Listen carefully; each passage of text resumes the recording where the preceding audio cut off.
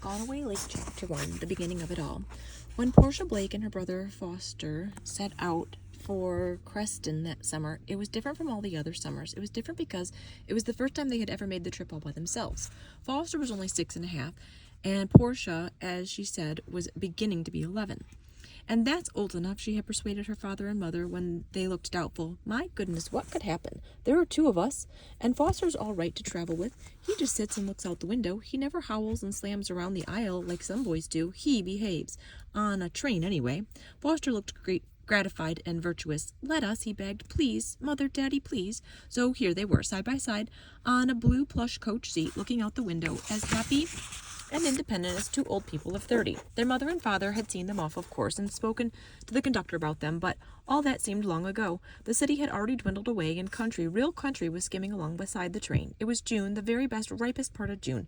There were roses in all the yards, and yellow flowers in all the fields, and the trees were thick with leaves, and the grass still looked as soft as cloth because it was so new.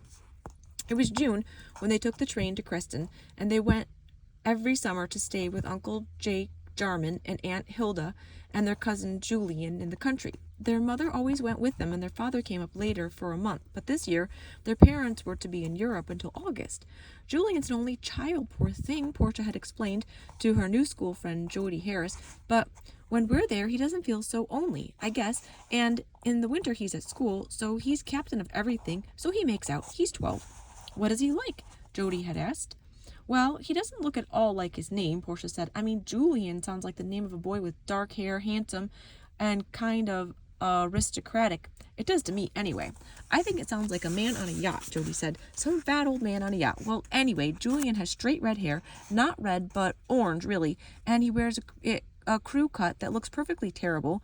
He has about 100,000 freckles on his face, all sizes, and the same color as his hair. He says it's the influence of the carrot on his appearance. He says that when he was a little kid, carrots were the only vegetable he would eat, and he ate them every day for every meal except breakfast, so he turned orange. That's what he says. And Uncle Jake always says, good thing it was carrots and not spinach. That's not bad, said Jody, laughing. You'll never think to look at Julian that he's good at sports, Portia continued. The edges of his shirt sleeves are always too high up for his wrists, and the edges of his blue jeans are too high up for his ankles, and he wears these terrible keds that he kind of slaps around when he walks, like a penguin or something, but in spite of all of that, he's captain of the school baseball team and captain of the football team, and he can ski and figure skate and do 5 kinds of fancy dives. He has these big front teeth that look like he could bite a tree down, like a beaver, and he wears glasses. He is very, very nice. I guess he'd never be a success in the movies, though, Jody had said.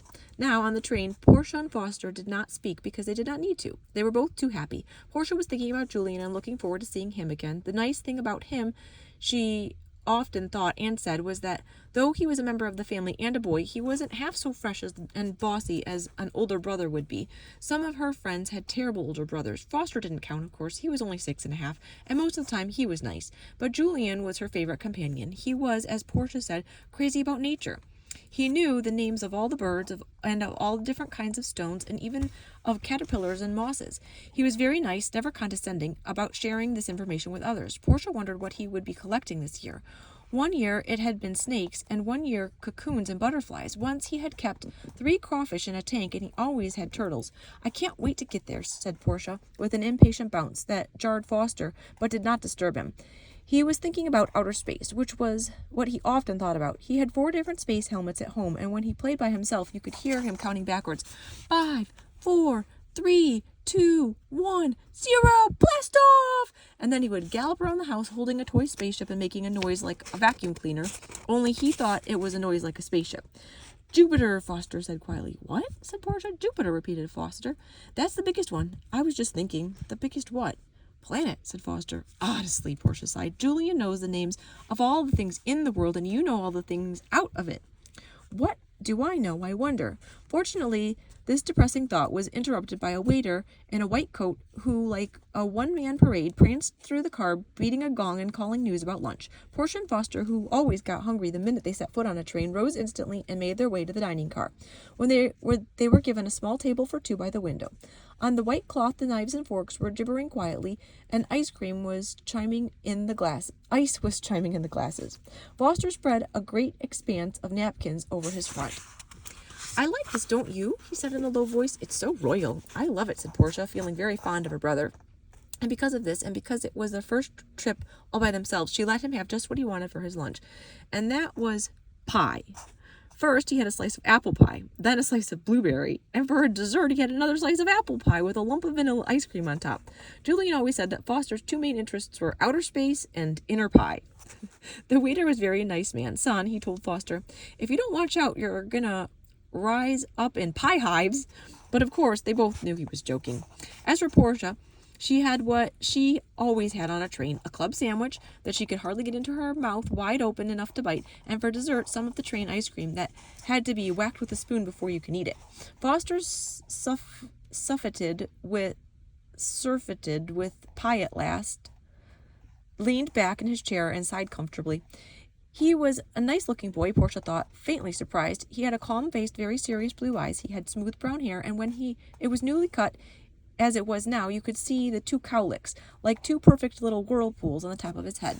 He preferred attire with cowboy jeans decorated with jewels and nail heads and bright checkered shirt and insignia sewn on the sleeves. He wore sheriff's badges and a space cadet badge, and his belt was set with colored stones. Julian said that you should wear dark glasses when you look at Foster in the strong light, but today, of course, because they were traveling, he was quieted down in a gray flannel suit.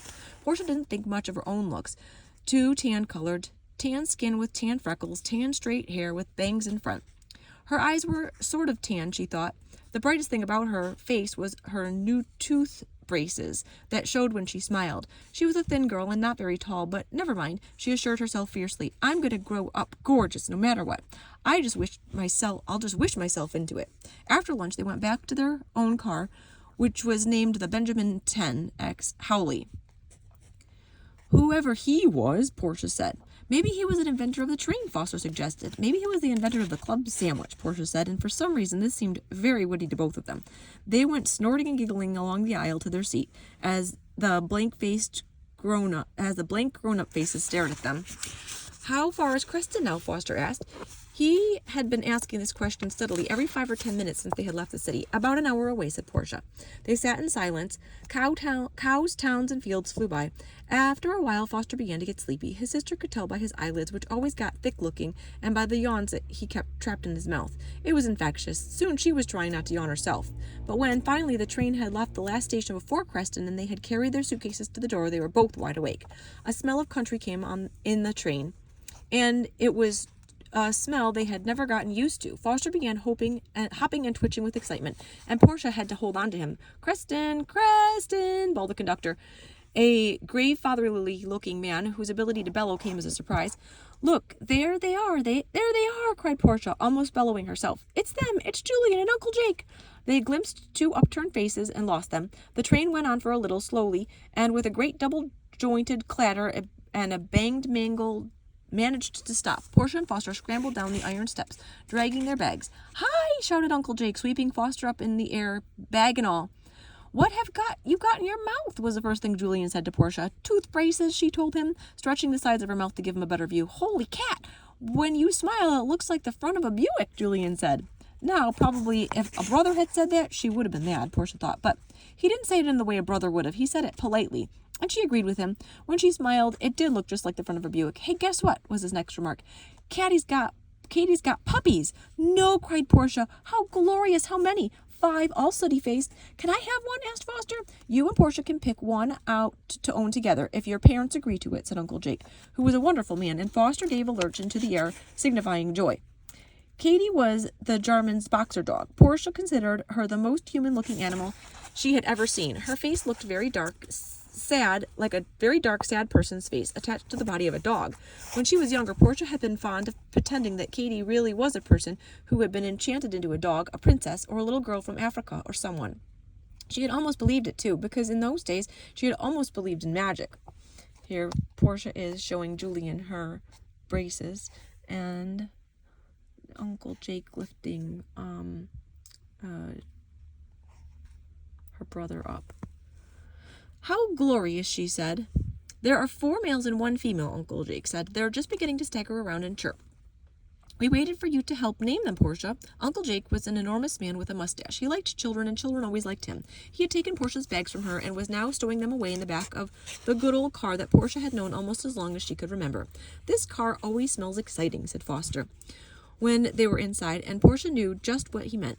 They drove through Creston and then on through the village of Attica and beyond. For this year, the Jarman family had a new house, a bought one. Before, they had always rented one in Attica, where Uncle Jake published the local paper, the Attica Eagle. But the new house Aunt Hilda had written was deep in real country. "It's not really new, though," Julian explained. "I mean, it was built about 50 or 60 years ago. It's neat. There are woods in back, and there's a brook, and you can practically swim in it. Dunk in, anyway." And the June countryside looked very beautiful to the Blake children. Soft grass rippling and running in the meadows, different kinds of roses on the fences, and at last no meadows or fences, only woods, until they came to a driveway and turned in. The name Jarman was painted on the mailbox. There were trees on each side of the driveway. A bird flashed among them, red as a stoplight. "Scarlet Tanger," said Julian in a proprietary way, as if he personally was responsible for its appearance. "Are we almost there?" asked Foster. He was beginning to look rather bleached around the mouth, and Portia knew that all the pie and excitement and driving were making him feel sick at his stomach. "Just around the next bend," said Uncle Jake. "You'll be all right," Portia told Foster. She certainly hoped he would be. And then, luckily, they did round the bend, and the woods opened out, and there was the Jarman's old new house. It looked just right, big enough, but not too big, and it had all the different sorts of windows, dormers and bays and the ordinary kind. Vines grew thick on the clapboard, and there were many trees and large lawn patched with flowers. There was a croquet set on the lawn, and there was a swing hanging down from the tree. "We fixed that up for Foster," said Julian, as if he was too grand and elderly for that sort of thing himself. Katie was on the front steps waiting. As they drew up, she barked, "Hello!" The way she always did. She had a deep, howl-sounding, dignified bark, as if she was addressing them from the basement of a castle. Portia and Foster flung open the car doors and fell out, and Katie jumped on them, kissing their faces and sniffing dew all around them, and talking a little in dog talk, the way she knew how to do when she was happy. She was a very welcoming dog. Next came Aunt Hilda in a lavender dress. "Oh, darlings, how wonderful to have you back!" she cried, running down the steps and hugging them. She was a very welcoming aunt. "Ma, take a look at the hardware display in Portia's mouth," said Julian. "Sure, Portia." "Well," said Aunt Hilda, "it looks very costly, very valuable. And it will give you a beautiful smile later on." Aunt Hilda was Portia's third favorite woman in the world. First came her mother, naturally, and after that came Mrs. Hempel, her English teacher, and after that came Aunt Hilda. But she was so close behind Miss Hempel that it was really more of a tie, really. "Now, before we even show you the house, we must introduce you to Katie's children," Aunt Hilda said, and she led them around the house to the cellar door and down the steps to a big, clean basement. And there, in the old baby pen, were the puppies. They had dark little flat faces like pansies, and ears that felt like pieces of silk, and claws like the tips of knitting needles. Portia had to pick one up first thing. It had a round little stomach and wrinkled paws, and it nipped at her fingers gently and growled an imitation growl. "Any ideas for names yet? Any inspiration?" said Uncle Jake. "I'll have to watch them for a while till I learn their characters," Portia said rather importantly. She knew she was supposed to be quite good at naming things. Katie, who had followed them down, jumped over her own low place on the railing and counted the puppies with her nose to see that no one was missing. Then she lay down on her side and they lined up along her to nurse. When Portia went upstairs and in the front door, the first thing she saw was the Jarman's cat, Thistle. She had named him, for instance. He was sitting on the newel post looking huffy. "He's put out about the puppies," Uncle Jake said. "No one makes a fuss over him anymore." "Well, I'll make a fuss over you," Portia said loyally, and picked the big lazy cat up from the newel post. He was just as soft and limp as somebody's old fur piece, and his paws hung down like empty socks. He opened his mouth and yawned in her face, but she hugged him and tickled him under the chin, and soon, in spite of himself, he began to purr. "Well, but come and see the house, for Pete's sake," said Julian, and Portia let Thistle drop down gently. He shook first one ear and then the other, and walked away disgustedly, as if the floor was damp under his paws. All the rooms in the house were big and light and comfortable. Each piece of furniture in the living room was familiar to Portia as a member of her family. The good old couches and the good old chairs, all wearing new slip covers, and a piano in which, under the strings, there were petrified cough drops, and she was the only one who knew about it. It had fallen out of her mouth once when she was 4 years old, playing on the top of the piano. She had been playing raft. There was a sun porch and a plain porch and a huge kitchen that smelled of cinnamon and had 2 stoves, a coal one and a gas one. Upstairs, they showed her the room she was to have. Portia gave a scream of pleasure. "All my life," she cried dramatically. "Aunt Hilda, all my life I wanted a bed like that. It's got a roof like a Constega wagon," said Foster. "Yikes, what do you want a roof on a bed for?" "Because it's beautiful. It's like a tent," explained Portia reasonably. "Look what's right outside your window, though," said Julian. When she did, she saw a nest on a branch close to the sill, and on the nest was a bird was sitting, gray, with a shimmer of pink on its neck. She could have touched it. "Mourning dove," said Julian. "That's the male sitting. They make the worst nests in the world, those birds. The way a kid would make a nest. I mean, amateurish." He was right. The nest was hardly more than a platform of little sticks stuck together in any old way. All that month, whenever there was a storm or the sudden wind, Portia worried about that nest and its occupants, the way she remembered her mother worrying about Foster when he had croup. She kept running up to her room to see if all was well. "You act like you're their aunt or something," Julian told her, but in the end the baby birds grew up safely and flew away. After they had examined all of the bedrooms, Foster had one with a double-decker bed, which was the kind he'd always wanted, and the attic.